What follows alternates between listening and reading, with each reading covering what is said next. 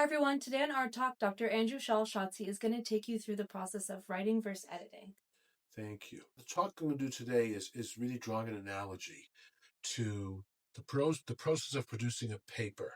There really are two distinct phases. There's the writing phase and there's the editing phase. And I've long recommended to my students to separate those two. To first write, get the paper out.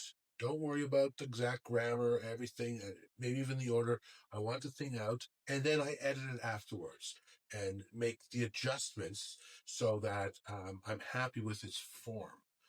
Uh, so there's the content and then there's the form. The writing is the content, and then the editing gets the form.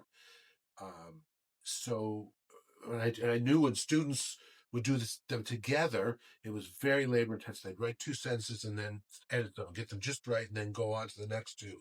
And they would be very slow process. Where writing, you get the whole thing out and then you edit.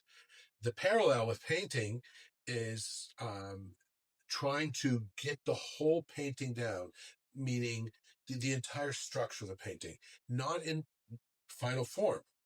It's actually in very loose or rough form, but it's the basic structures there. So, a portrait of a person, get the shape of the head, roughly the level of the eyes, where's the bottom of the nose, where's the mouth, the chin.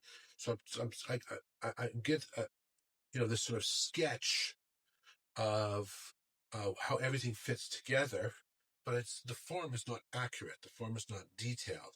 And once I have that, then work on the editing part, then getting the form, getting the details.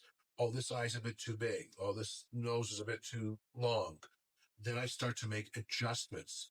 And by doing that also, when I separate them, um, I can compare things. I can make a little adjustment in one spot, and then that changes how it looks down here. And I'm moving all around, which I've talked about in other talks. Uh, but the editing process works way better when it's a separate, distinct from the writing process. So the finding the final form and the detail, once I'm working with the basic structure, is far easier. At least that's my style. That's my talk, and my advice is to get the large form and then work your way down to get some of the details. Great, thank you for taking us through that analogy, and we hope that you're able to try out that style and apply it to your painting. We'll see you all next week for a new talk.